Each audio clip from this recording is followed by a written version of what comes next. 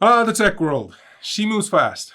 So fast that this video started out pretty straightforward and then out of nowhere became a lot more complicated.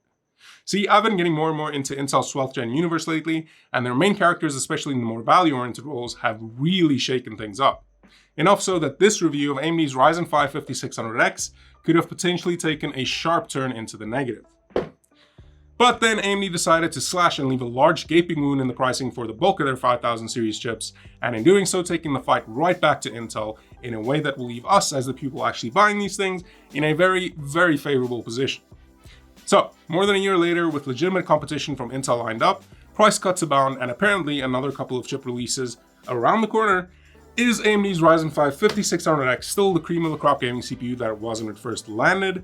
Well, let's find out. But not before we take a look at today's video sponsor MSI and their essentially best-in-class but hard-to-pronounce optics MAG274 QRF gaming monitor. I've always preached that 27-inch 1440p 165Hz monitors are the sweet spot for gamers, and this monitor is about as sweet as it gets. It hits all three of those points while also providing fantastic color accuracy and ridiculous 1 millisecond response times thanks to what MSI is calling rapid IPS technology. It's also G-Sync compatible, HDR ready, and features an intuitive and powerful on-screen display along with almost endless adjustability options to configure it to your needs perfectly. Also included is a USB hub that should help with cable clutter, a Type-C connector, one DisplayPort 1.2, and two HDMI 2.0 ports. And it even includes a dedicated console mode for PS5 owners so you can actually run your games at 1440p. And if you snag it or any of the other eligible MSI parts fast enough, you can also get your hands on a free copy of Assassin's Creed Valhalla along with the Dawn of Ragnarok expansion. Just follow the link down below. So, if you want to take your esports game to the next level on PC or console, or just want a gaming monitor that can also double as your creative work monitor, then you should check out MSI's Optics MAG274 QRF. And if you're in South Africa, head on over to Takealot, also linked down below to get yours.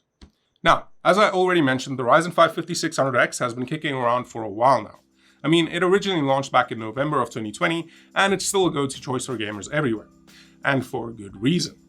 Coming in with 6 of AMD's efficient and powerful 7nm and 3 cores, making for 12 threads total, and sporting base and boost clocks of 3.7 and 4.6 GHz respectively, the 5600X is still everything you'd want in a gaming CPU and more.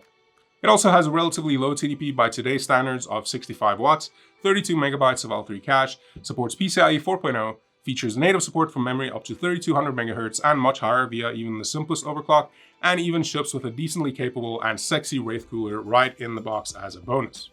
All of that, along with some key architectural improvements, made it the best all-around gaming CPU you could get back in the day, especially at its launch price of $300, which at the time was kind of a steal. And since then, we've seen AMD steadily lower the price more and more, making it an even better deal at every step along the way. And then a couple of months ago, Intel busts through the door yelling, "Here's 12th gen!" And shockingly, their new chips were legitimately innovative and impressive, as you'll know if you've watched my review of the Core i5 12400. Now, I'm not saying that this is in response to said 12th gen launch or anything like that, although it almost definitely played a big role in it, so that's definitely what I'm saying. But AMD seemingly decided to drop the price of their 5000 series chips recently to the lowest I've seen them yet. Right now, at almost every retailer I checked, the 5600X can be found selling for just $230, or even as low as $210. Even here in South Africa, it can be found for around 4,800 Rand, down by a grand or two from where it was just a couple of days ago. In a worst case scenario, that puts the 5600X at just a hair more expensive than the Core i5 12400, and in the same ballpark as the 12500. The battle between AMD and Intel's mid to budget tier chips hasn't been this intense since I can't even remember when. And it's a battle that could potentially get some new combatants sometime soon too, as recent leaks point to AMD launching the mythical 5800X 3D with its fancy new 3D V-Cache technology, along with the 5700X, 5500, and non-X version of our 5600X right here, maybe even as early as next month. If the supposed launch date for those chips is accurate, it would also go a long way to explaining the recent price drops. But look, regardless of the reasoning, we now have one of the best gaming CPUs ever, landing at its cheapest price ever, and that makes me more excited than ever to run it through the benchmark gauntlet.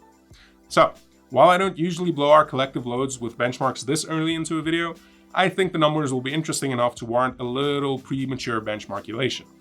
So, let's jump right into it since there's almost definitely going to be a lot to talk about after.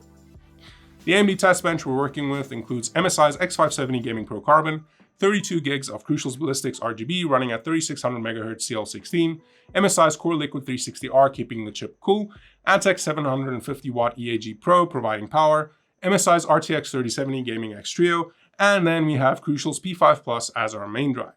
Unfortunately, the review kit I used for benchmarking the 12400 didn't allow for DDR4, so that was tested with a 32 gig kit of DDR5 running at 5200 MHz CL40, which makes an apples-to-apples comparison impossible, but even so, I think the data will be mighty interesting regardless. So, let's get rolling. And as always, let's kick things off with some productivity benchmarks, starting with trusty old Cinebench R23. When it comes to the multi-threaded test, it comes as no surprise that scores for the 6-core parts fall well short of the scores put up by the octa-core competition. What is a little surprising is that even though they both still put up a good fight, the 12400 put up a heck of a tougher fight than the 5600X. Even more so when it comes to the single-threaded test, where the 12400 easily managed to best all of the other chips, while the 5600X landed in the third spot. In the Blender benchmark, the situation doesn't improve much for the 5600X. In fact, it gets a whole lot worse, with the chip posting the slowest render times out of the bunch. Which again makes sense when you're looking at the 8-core parts, but not so much when you're looking at the 12400. Things do start to look up for the 5600X in the Puget Bench Photoshop and Premiere Pro benchmarks, where it came close to matching the 12400 in the former and managed an imposing lead over it in the latter. Now, while these productivity benchmarks don't exactly paint the 5600X in the best light, especially since I didn't have any older gen parts to compare it to, its scores are still totally in line with what you should be expecting from a modern 6-core part. Unless you use your system for work applications as often or more often than you use it for gaming, it's still more than enough to get you by. And speaking of gaming, it's about that time. This is one of the most popular gaming chips after all, so let's see what it's got under the hood. And first up, we've got Unigen Superposition and 3D Mark's Time Swipe benchmarks, both of which show the 5600X falling disappointingly short, posting the lowest scores of the bunch. Although, at least in Superposition, that was only by a handful of points. Moving on to non-synthetic benchmarks, also known as games we can actually play, the 5600X finally comes to life. In the majority of the games I tested, it happily cruised alongside its better equipped and pricier big brother, the 5800X, and even managed to beat it in 3 of them. That's no small feat considering what a beast the 5800X is.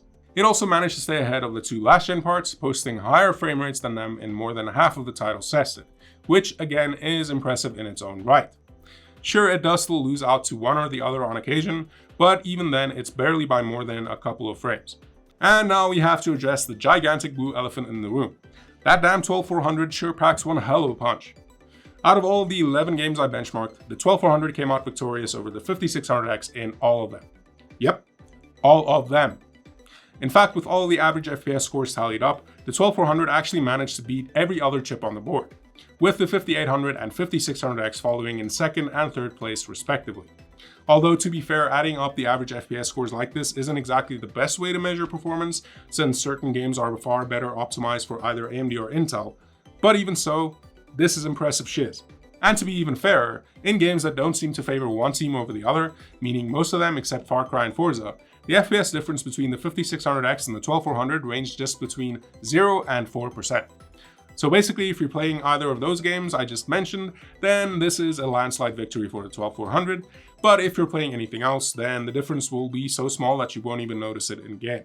Something you'll probably also overlook is how much power the chip needs to keep chugging along, with it maxing out at 76 watts during heavy workloads, making the 12400 and its max of 107 watts look greedy.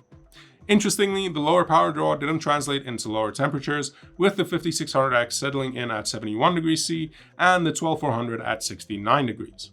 Even though it's a bit higher than I personally expected, 71 degrees is still more than manageable, and seemingly left enough room for the chip to properly stretch its legs, with the 5600X hitting a max core clock of 4.65 GHz. What all these numbers tell us is that the 5600X is as much of a phenomenal choice for gamers and even creators on a budget, or like a mix between the two right now, as it was a year ago. But there's no point ignoring the facts here. The 12400 is simply the better chip overall. It performs better in most of the productivity workloads I tested, and came out on top when it comes to gaming too. It also runs cooler, though at a higher power draw, includes more than a few fancy new features like PCIe 5.0, has an iGPU, and let's not forget it's also significantly cheaper than the 5600X, even after AMD's healthy price cuts. For anyone looking to build a new system from scratch, the 12400 is kind of the no-brainer pick. And with the release of the more affordable B660 motherboards and having the choice of sticking with cheaper DDR4 instead of pricier DDR5 makes it a very value-oriented package that I'd have no trouble recommending. All that being said, it's not like the 5600X is bad now all of a sudden. There's still definitely a case to be made for it right now. For one, the 5600X is unlocked for overclocking, and with some fine tuning, I don't doubt that it would much closer match or even beat the i5 in more than a few of the benchmarks I ran. In fact, it did just that when I tried, but due to some inconsistencies, the numbers weren't valid, so I won't be sharing them. It's also still an amazing upgrade for anyone who's already invested in the Ryzen platform. If you're rocking a 3rd, 2nd, or even 1st gen Ryzen chip, along with any of the motherboards to go along with them, then you're probably already primed for a seamless drop-in upgrade. Just make sure your BIOS supports it and switch the chips out with no added cost other than the chip itself, which again is at its lowest price ever. With all that said and done, what should you take away from this review? Well, it's not that the 5600X is either bad or good, though there are arguments to be made either way, but that we as consumers now have much more compelling options. We have chips and platforms for both teams that offer very similar levels of performance at similar price points, with the value proposition only primed to get better and better with future releases and more competition. Now, if only the same could be said for the GPU situation, we'd be all set. But that about wraps it up for this video. Just a quick reminder for everyone who made it this far into the video that if you're in the market for a do-it-all gaming monitor, then do yourself a favor and check out MSI's Optix MAG274 QRF at the link in the description.